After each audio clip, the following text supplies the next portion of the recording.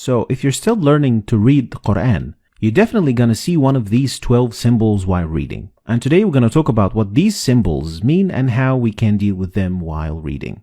We're going to start with the first one. And it's a symbol that looks like meme.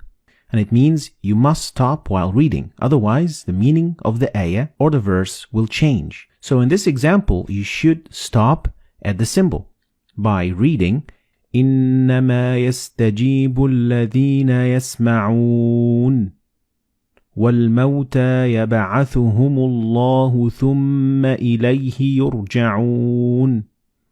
So we have to stop at the symbol of meme. Next is the symbol of la, and it is the exact opposite, which means you can't stop. Like in this example. ما أنفقوا منا ولا أذى لهم أجرهم عند ربهم. So you can't stop here, and especially you can't start reading from after the sign. The three-dotted symbol means you can't stop at either of them, but you have to stop at one and not the other.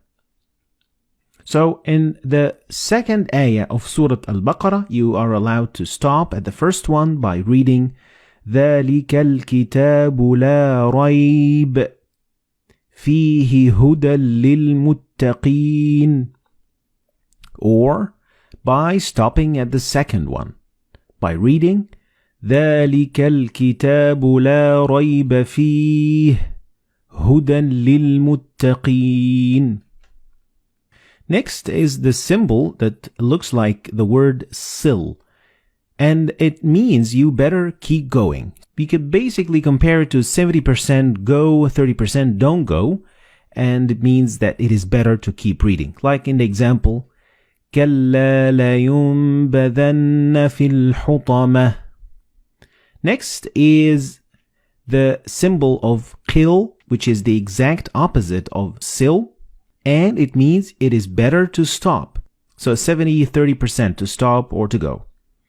Like the example, وَأَيَّدْنَاهُ بِرُوحِ الْقُدُسِ أَفَكُلَّمَا جَاءَكُمْ رَسُولٌ. So it is better to stop at the sign. Next is the sign of Jim, and Jim gives you 50-50 percentage of going on stopping. They are equally the same. Like in the example, فَسَبِّحْ بِحَمْدِ رَبِّكَ وَاسْتَغْفِرْهِ إِنَّهُ كَانَ تَوَّابًا. Or you could just keep reading and it would be equally good. فَسَبِّحْ بِحَمْدِ رَبِّكَ وَاسْتَغْفِرْهُ إِنَّهُ كَانَ تَوَّابًا. Now let's talk about the other 6 symbols. And the first one is a symbol that means sujud or prostration. And in total there are 15 of this sign. And each time you see it and after you read the verse, you have to do sujud.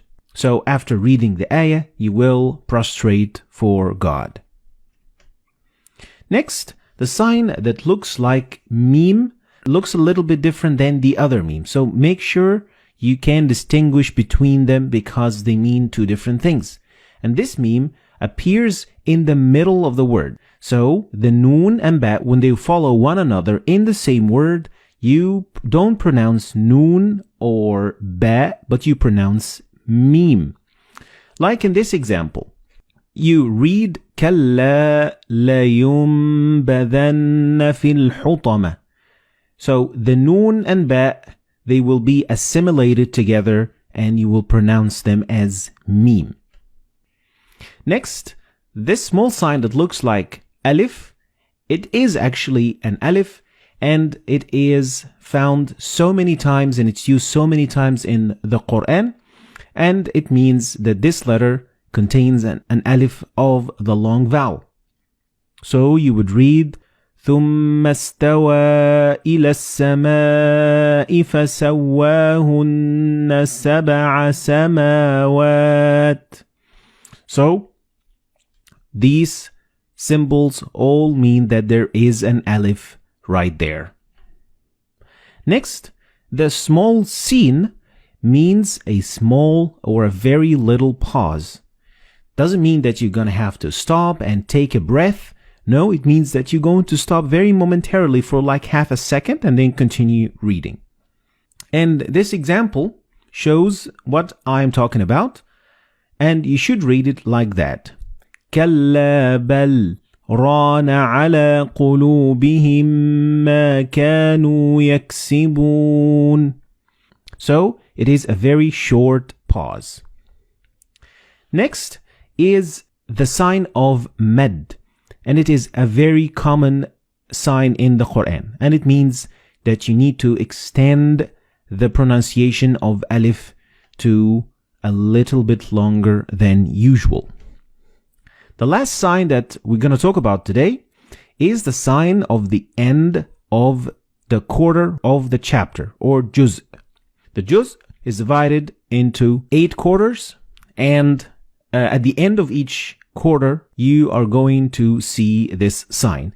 It doesn't involve any change in pronunciation, and it doesn't affect anything of what you say whatsoever. So it is just for the division of the Quran.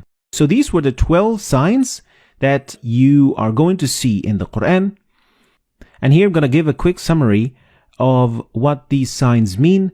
Try to remember them, and of course the best way to learn them is by reading a lot of Quran, because practice makes perfect. So this, ladies and gentlemen, is going to be the end of today's lesson. I hope you've learned anything new today. If you did, like and share the video for other people to learn from it. And I'll see you next lesson.